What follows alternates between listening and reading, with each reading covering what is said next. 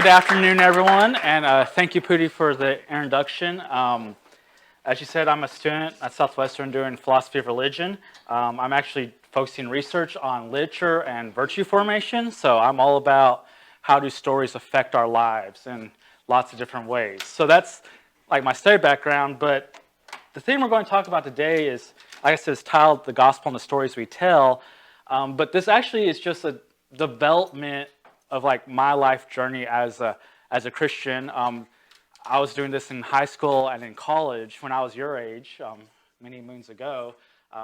These were type of conversations I was having day in and day out, and they all came truly from something I think we all love, whether we think about it or not, is that we all love a good story. Who in here doesn't love to hear stories and to tell stories? How often do you get caught in a conversation debating the last movie you just saw, or you have this fantastic book you just read and you want to share it with someone else, right? This is the way we are as humans. There's actually a James K. Smith in his book called Imagining the Kingdom. He has this really important quote he makes, which is, "Our hearts traffic in stories. Not only are we lovers, we are storytellers and story listeners. We are narrative animals whose very orientation to the world is fundamentally shaped by stories." So what he's getting at there is, like, everything about us as humans is story embedded. Like, we are, if you will, characters in a grander story, which is the story of the world and the universe that God has created. But also we have personal stories that we love to tell each other. But also our culture has cultural stories that we share over time. And these stories become just important parts of our underlying foundation of how we think, how we talk, how we act. And so, like, we can't escape story. But why do we tell stories? Like, that's the real question. Why are we storytellers and story lovers and story listeners too? That is a real question. I think there's something powerful that happens when we tell a story, that we are trying to convey something. Now, we're conveying things like, we're all dealing with these important life questions like, why am I here? What's our purposes? How do we respond to evil? How do we respond to good? Like, these are the type of things we're dealing with when we're looking at a story. But if you doubt the power or the importance of stories for our lives as Christians, I have one question I want to just pose you that actually I posed this to my fiancée last night, and she was kind of, I don't know. And the question I have is, why did God choose to make so much of the Bible narrative? Like, stop and think for a second. Just how much of Scripture is told in story form? Now, God, who's, inspiring all of Scripture, he could have chosen just to make everything like a Pauline epistle is just propositions, right? A plus B equals C or whatever. He could have done something like that. Like, he could have just given us really dry theological statements like, God is all-powerful. But he doesn't just give us those type of statements. He actually chose to write stories, to convey truth, to convey meaning through narrative structure. In the beginning, right? He starts with this idea, this narrative flow. And so Scripture, all of Scripture has this narrative structure to it. So I think if God in his wisdom would choose to use stories to convey something, maybe we ought to consider stories as well. So that's kind of just a basic premise I have.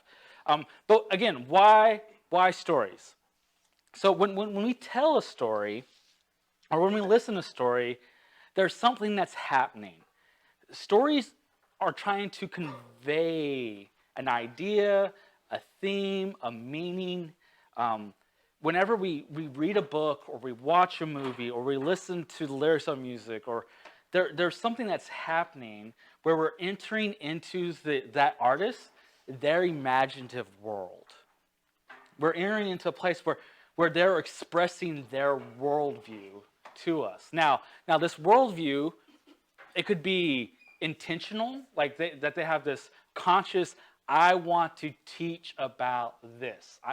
They may have an agenda where they're trying to convey some truth that they think is true and real and that they want you to grasp. But often I think it's much more subtle. We do this unintentionally. We don't even realize that we are conveying ideas and thoughts and beliefs through the medium of storytelling. So an example of this, I'm just going to use Lord of the Rings a lot probably because it's my favorite book. Tolkien's my favorite author. His book on fairy stories, or essay, if you've never read, you should, fundamentally changed my life.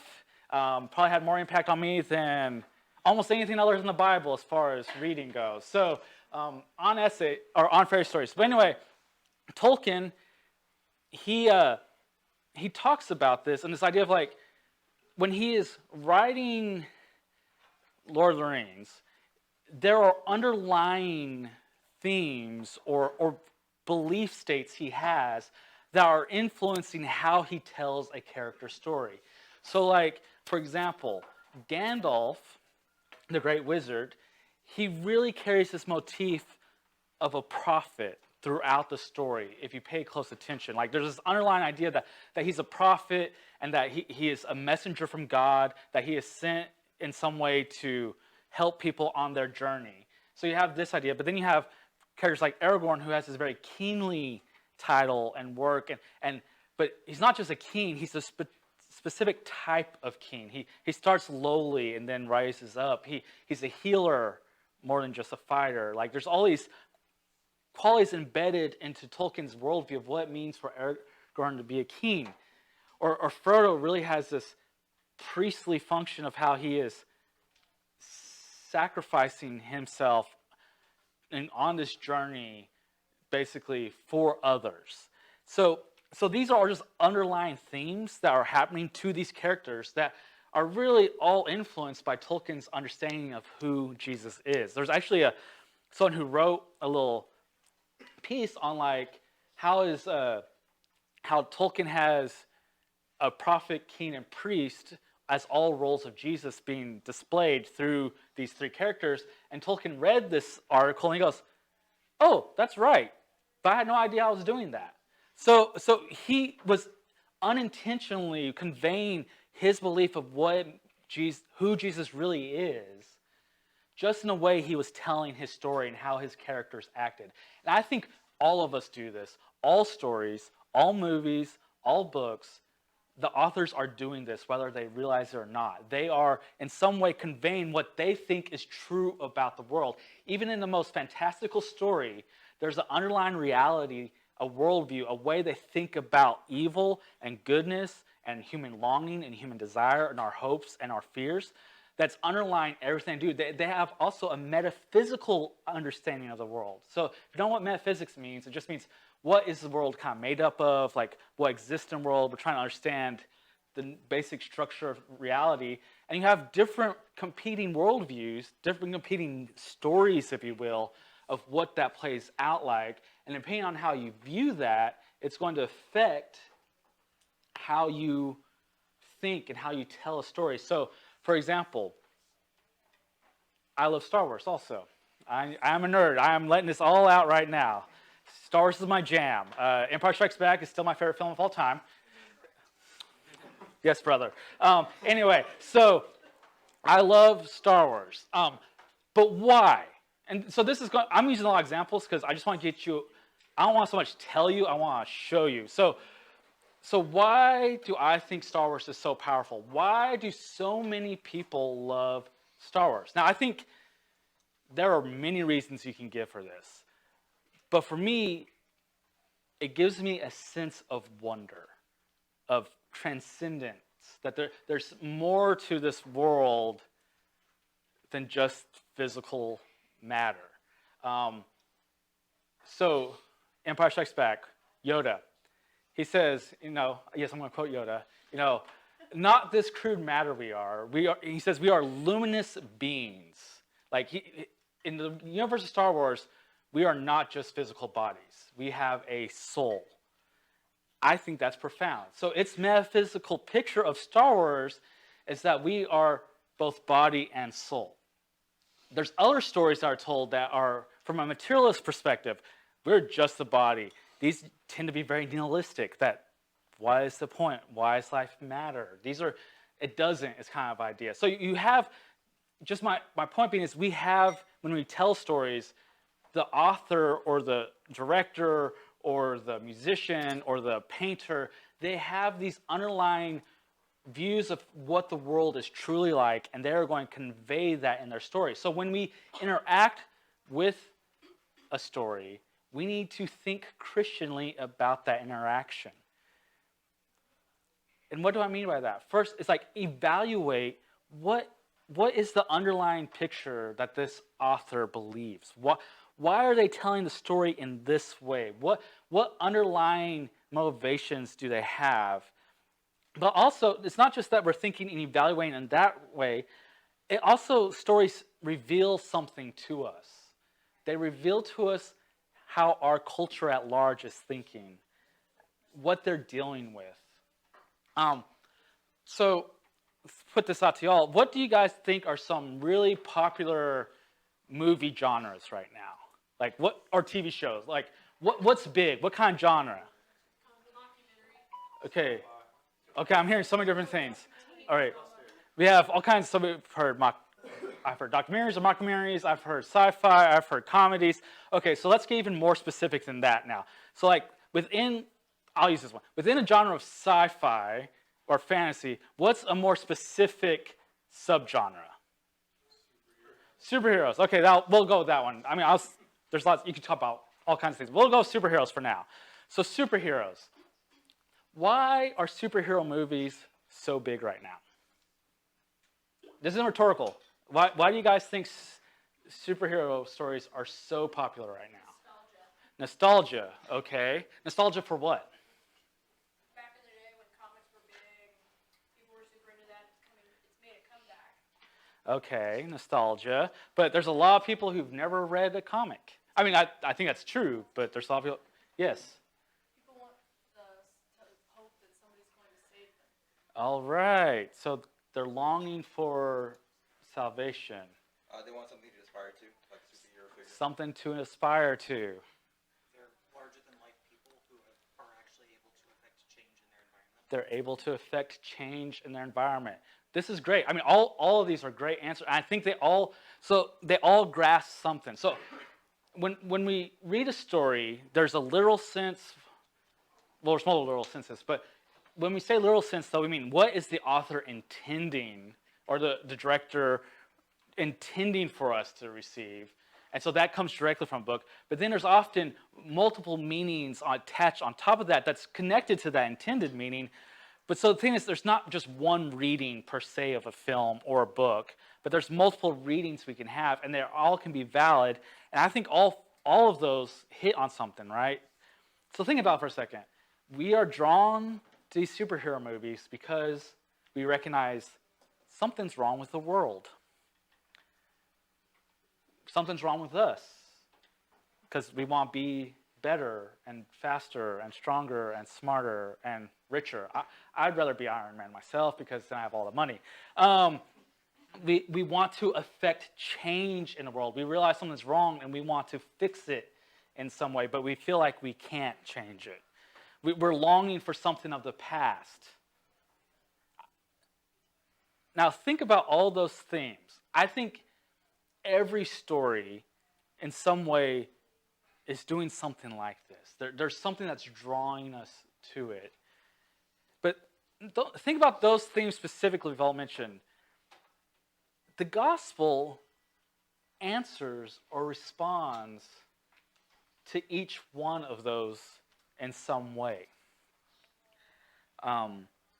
All this that we're telling, all this that we're doing, when we're telling stories, the gospel is interacting with and it's responding to in some way. So think about, they're longing for someone to save them.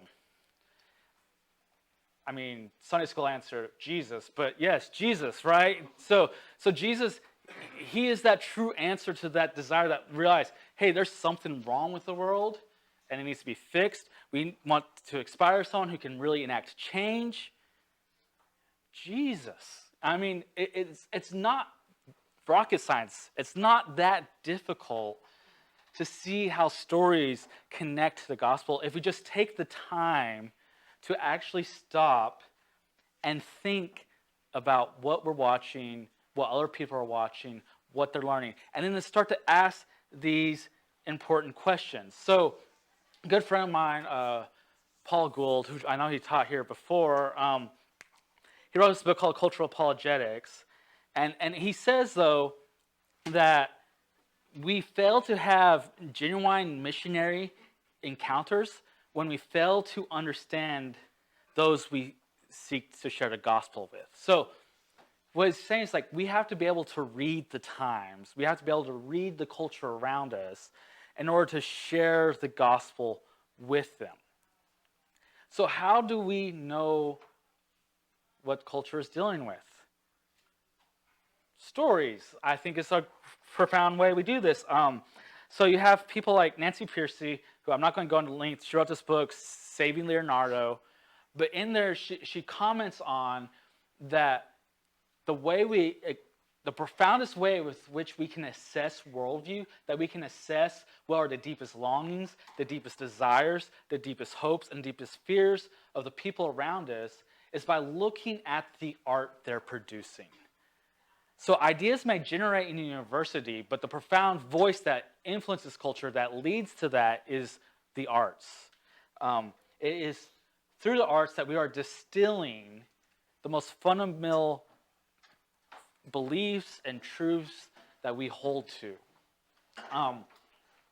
So Tolkien, again, on fairy stories, he talks about one of the importances of stories, specifically something about fantasy, but stories in general, is that it helps us, what he says, recover a clear vision. So what he means here is that so often in our day-to-day lives, we become too familiar with the culture around us, with the people around us, with our environment. And also we become possessive of it, as in this is how I think, this is my feelings about this. And all we can then see is like a tunnel vision. All we can see, so we're actually unaware of the greater world around us, or really the greater things that are happening. And so he says one of the great things about stories, and for him specifically fantasy stories, is that it takes us outside of our own vision and lets us see things from another perspective. And so then that we have a clear vision of the world we live in, and that this actually can help lead us then to real truth, to real understanding. C.S. Lewis, in a book, An Experiment in Criticism, he says this, if I can remember where I put my quote for him. Sorry, one second. I apparently can't write very well. Anyway, I'll just say it from my memory mostly. So basically, what he says is that when I read, I become 1,000 men, that I can see through a myriad of perceptions, but I remain myself. And so his point is, like, when we enter into a story through our imagination, whether it be in film, whether it be in a book, whether it be in a poem, whether it be in music, whether it be in a painting, when we have this encounter, we can experience and think and engage with things that we otherwise would not, while still being yourself.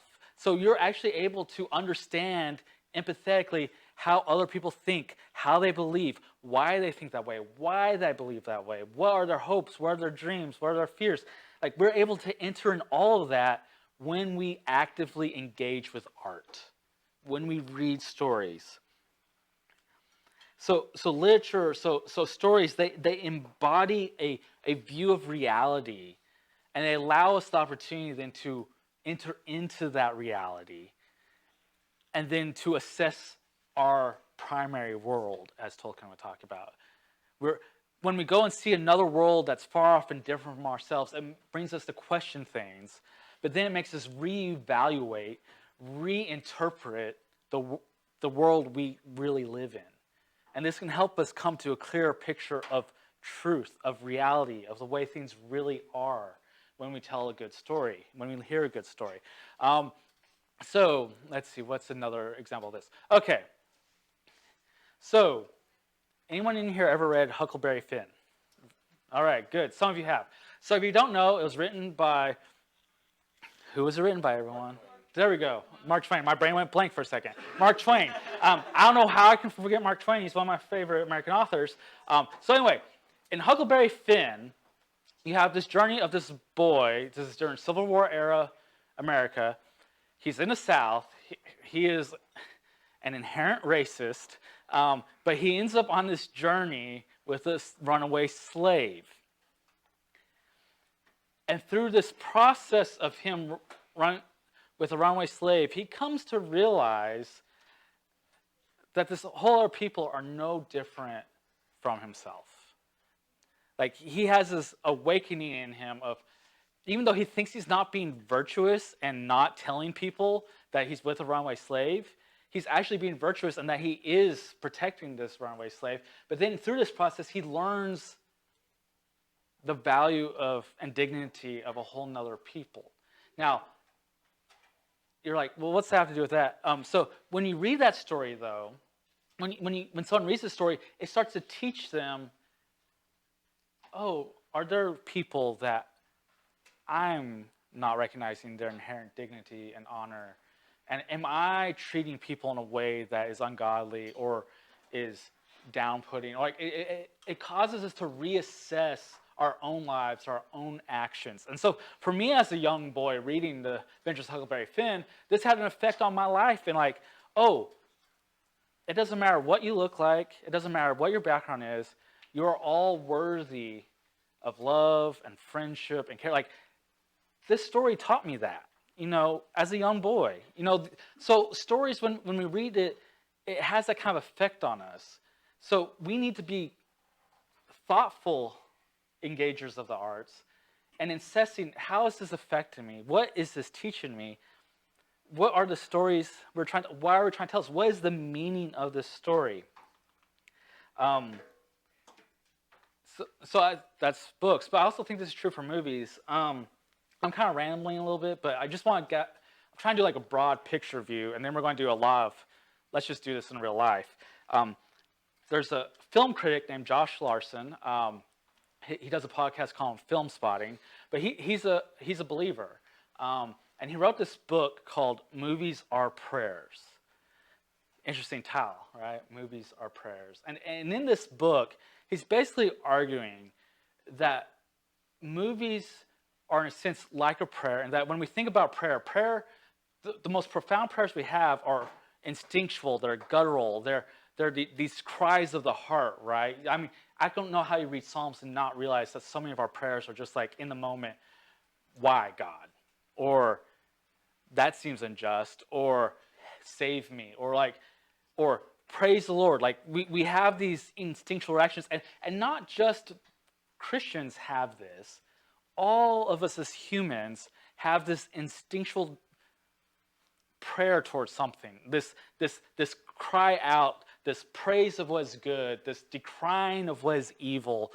Like, we all do this. We all have these responses. And so for Larson, he thinks that art, but more specifically movies, since he's a film critic and this is what he's talking about, that movies in some way inhabit or embody this cry. So he has, like, I think 8 different prayers types he gives, but his point is, like, as you're watching a film, it's trying to convey something. It's trying to wrestle with something. So, like, some movies are trying to wrestle with profound evil in the world. Some movies are trying to give praise for the beauty of the world we live in. Or some movies are really about dealing with injustice and, like, responses to that. So I think this is true. I think all of art, like, it's us wrestling with the world we find ourselves in. So the question is, are we going to wrestle with them through this? But also, how do then we use this in our own lives as followers? So this gets more into, like, okay, Nathan, all this stuff's great. Stories matter. They tell us something. But how does this connect into sharing the gospel, right? Well, first off, think of the grand narratives of Scripture, right? This has been parsed out different ways. A really famous or common one is you have creation, fall, redemption, and then like restoration. My friend Gould, he goes home, home away, home return. You can do paradise lost, or redemption, paradise found. Like there's different ways you can follow the trajectory of Scripture. But what you profoundly see is that things were good, and then evil enters the world, and things go really, really, really wrong. And then something happens. Christ comes, redemption happens, and now we're longing for the final return back home, the final restoration of all things. Tolkien, again, I told you I was going to quote him a lot. He says, "We all long for Eden, and we are constantly glimpsing it. Our whole nature, at its best and least corrupted, as gentlest and most human, is still soaked with a sense of exile." So what he's saying is like, right now, we all are longing for a return to something, but we all realize we've lost it. Now, think about that. Think about the gospel, and then think about stories. So all stories then are dealing with things. In some way, they're dealing with this grand narrative story. Most of them are dealing somehow with the fact that something's wrong. But also think of what are some of the most popular stories we tell. Who does not love a good redemption story, right? We in our stories, the ones we love, we still like to tell stories about sacrifice and love. Who here likes Harry Potter? Okay. Harry Potter, good example. So, what is a big universal theme of Harry Potter?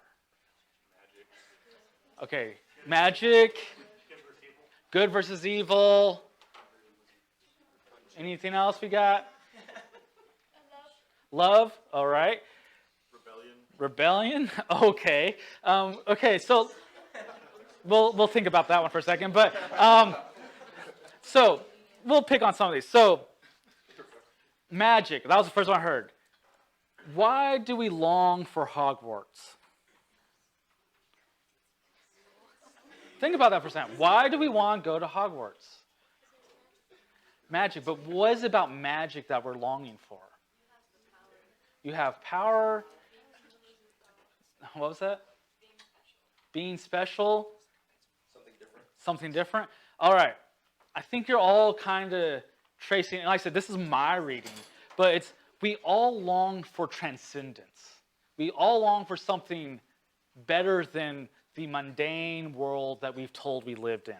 Think about the scientific picture we're often given, especially by the materialist, the atheist, the naturalist. Like, no, this world is purposelessness.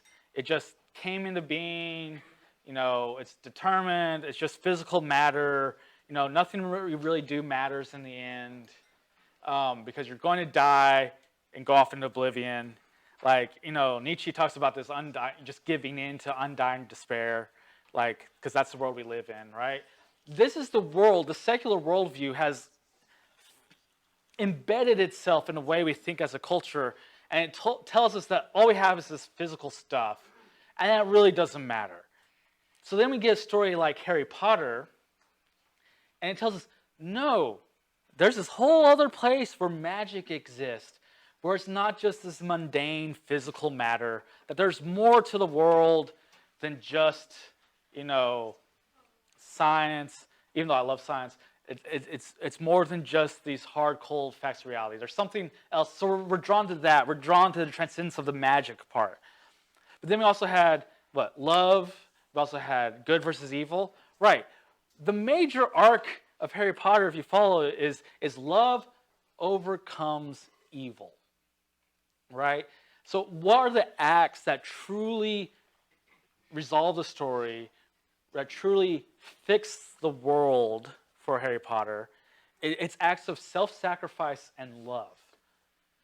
Harry Potter's mom for him, that she gives his life for him. And this marks him in this way. But that act of love in the end ultimately saves that world. But then not just her act of love. You have other acts of love throughout. Severus Snape and his love for Harry Potter's mom also, which leads him then to love Harry Potter. And so he also self-sacrifices for this. And that has a... Dumbledore sacrifices for love. Harry Potter gives his life, not knowing that he's going to return, for love of his friends, to overcome evil. So evil is overcome by loving self-sacrifice. But not only this, I don't know that Rowling did this, so I'm not saying she meant this, but Harry Potter, when he dies, he goes to King's Crossing. King's Crossing. Okay, King's Cross. All right. And he is resurrected and comes back and ultimately defeats Voldemort. Right?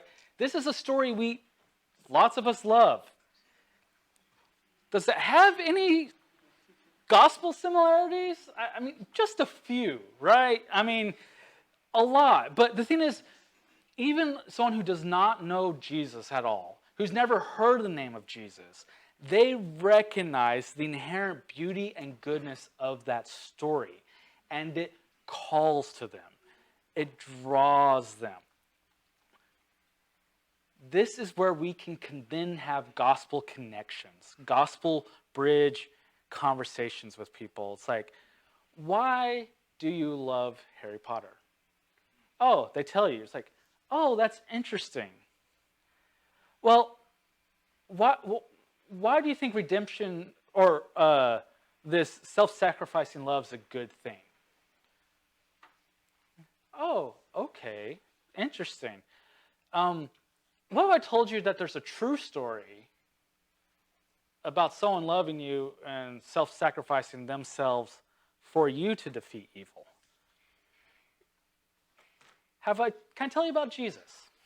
All right. I mean, now that's a very simple, quick, parsed down version. I think these conversations are going to be much more organic, and they may be long form, and it may take a while. But the point is, we all love to talk stories. We all know these stories. Why aren't we taking the opportunities God has given us to engage people with the gospel through these stories?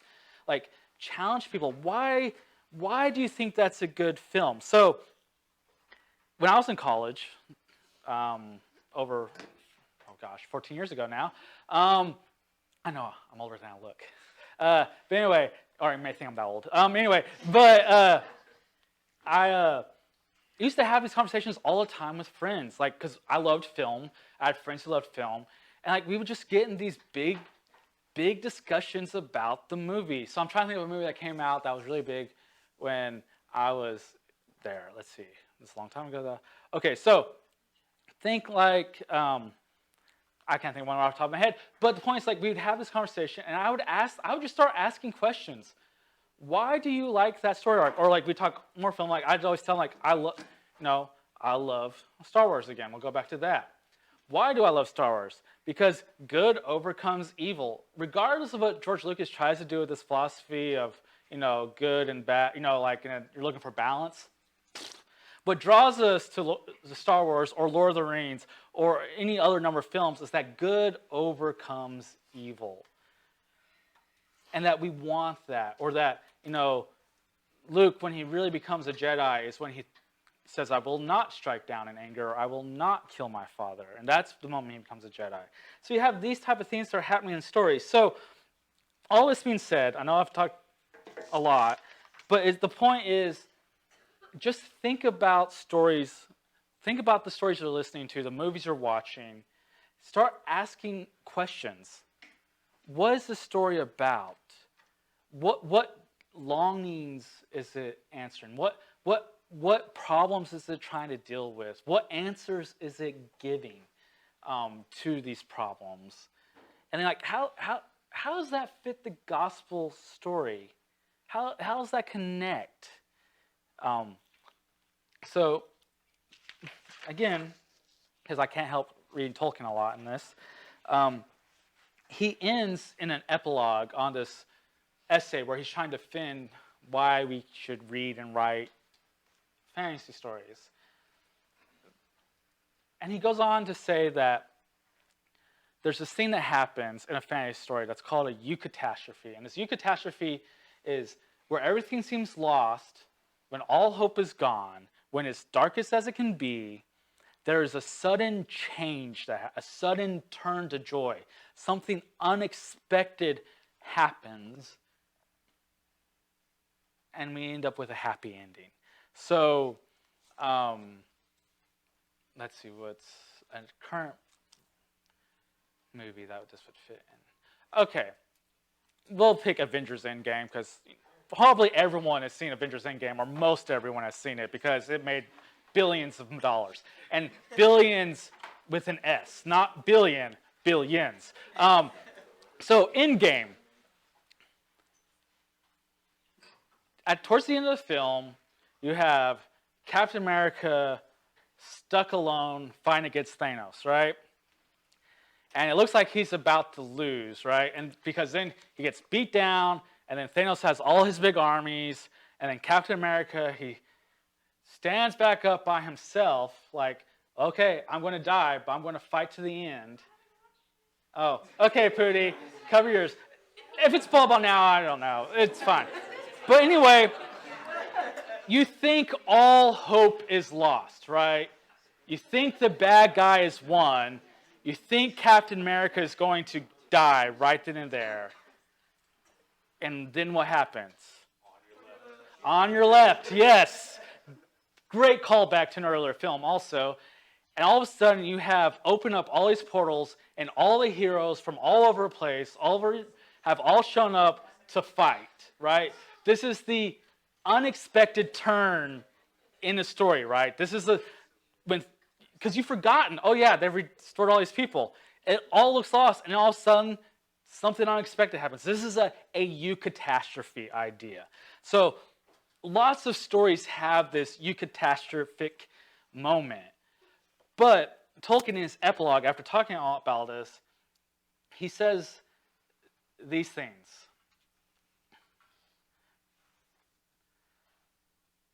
So talking about the gospel or the Bible. But this story has entered history and the primary world. The desire and aspiration of subcreation, which he's talking about fictional stories, has been raised to fulfillment of creation. The birth of Christ is the Eucatastrophe of man's history. The resurrection is the Eucatastrophe of the story of the incarnation. The story begins and ends in joy. So what he's saying right there is all these stories with all these sudden turns, they got nothing on the greatest story, which is Christ coming and dying and being resurrected. The Christian story is the ultimate happy ending. The ultimate joy, the ultimate longing, the ultimate desires that we are looking for is all answered in Christ and what he has done. That's what Tolkien's saying. And he's saying all stories, they're pointing towards this, even if they don't know they're pointing towards this. But then he also goes on to say, but this story, the gospel, is supreme and it is true. Art has been verified. God is the Lord of angels and of men and of elves. Legend and history have met and fused. So for Tolkien and for C.S. Lewis and many others, the gospel is myth, but it is true myth. It is the true and greatest story that we are all longing for. And so stories are revealing this about us, and we're all supposed to share. So I went longer than I meant to, but I want to give you guys some time. So what we're going to do now is a little bit of what we did, and then you can go if you need to, but it's going to be more just practical. Let's have some conversations like these would happen in real life. So someone name a movie that came out this last year, other than Endgame, because we just talked about it. Okay, I have not seen Jumanji yet, but that... Dr. Sleep. Aladdin. Okay, we'll start Aladdin. We can talk Dr. Sleep then too. So, Aladdin. I mean, if you saw the cartoon, you've seen the new one pretty much. Okay, so Aladdin made a lot of money, huh? All right. Will Smith, all right. So, why... So, what are some different things you all liked about Aladdin?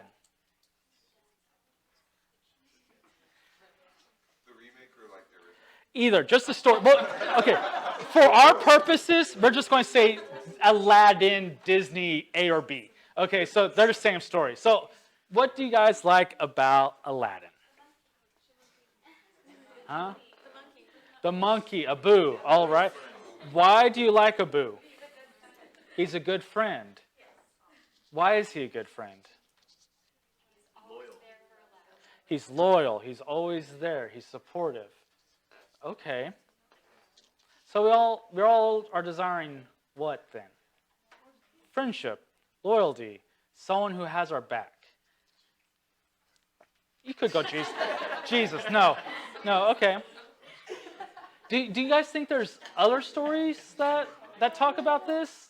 That there's other movies or books that are about friendship and desire for friendship, for loyalty? Name some. Sam and Frodo, my man right there. That's right. I learned more about real friendship from Sam and Frodo in Lord of the Rings than real life friendships until I was much older. They're my friends. So, friendship. But what about Sam and Frodo's friendship draws you?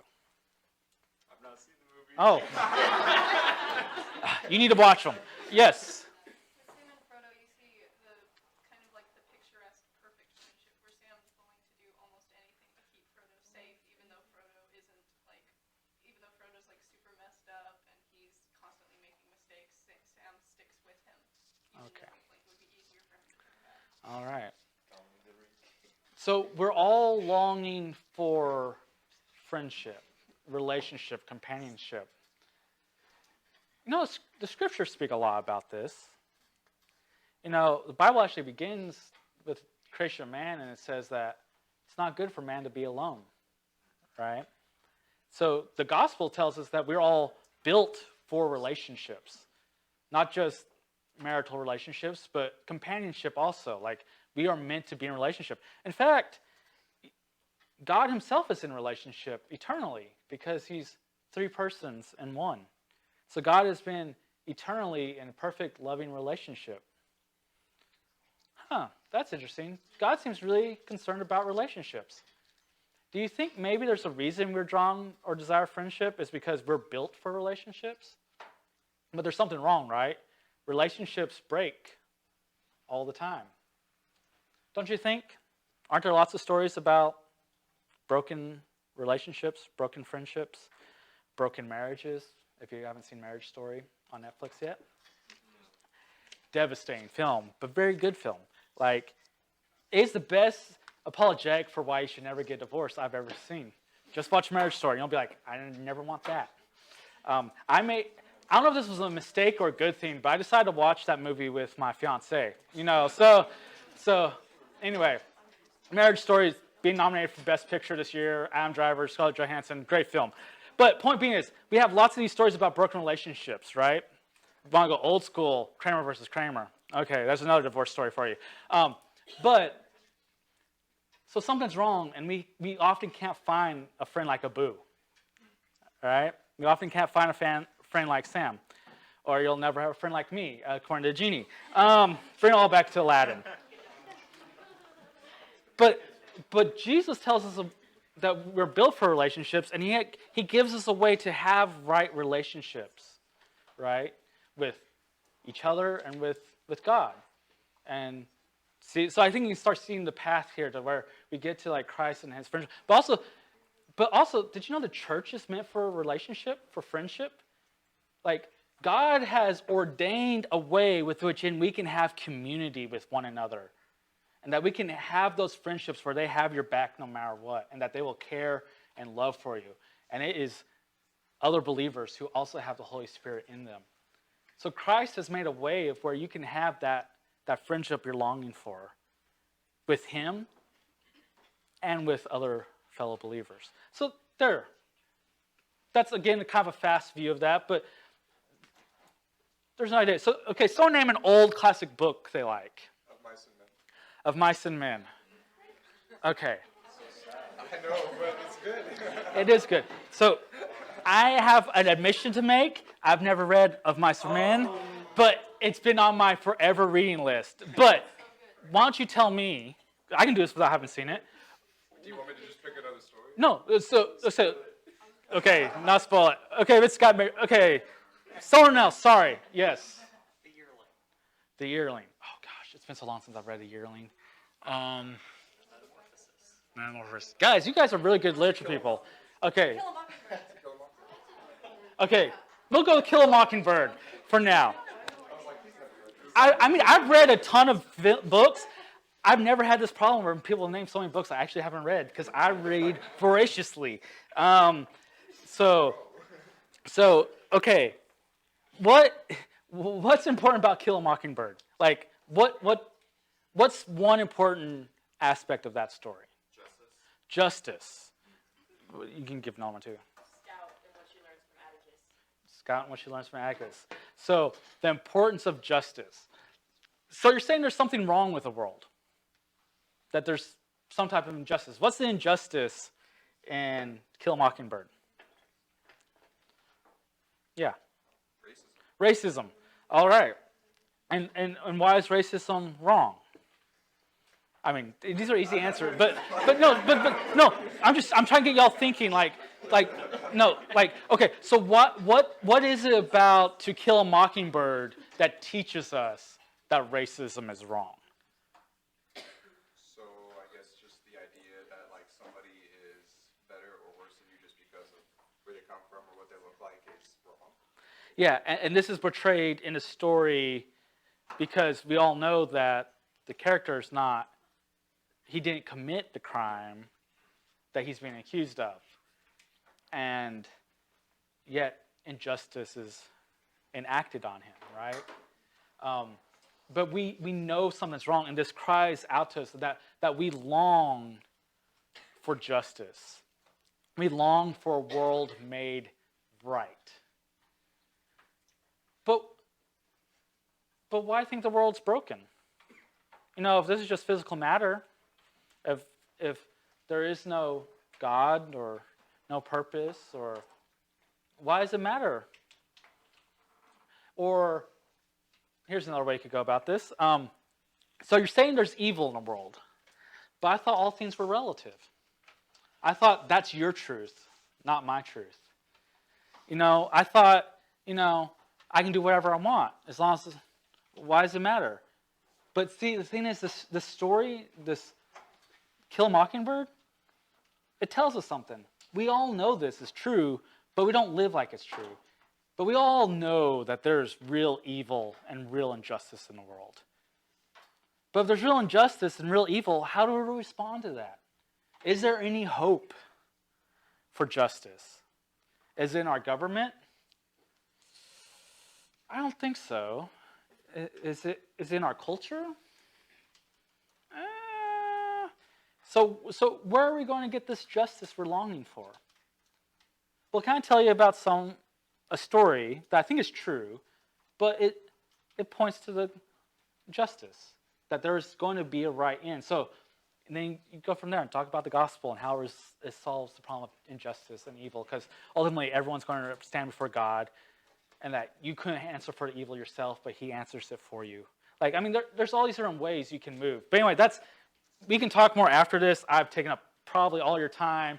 But I hope in this conversation we've been having, I hope all you start to see is that, think deeply about what you're watching, what you're reading, what you're listening to. Interact with it. Study it. Live in it for a while.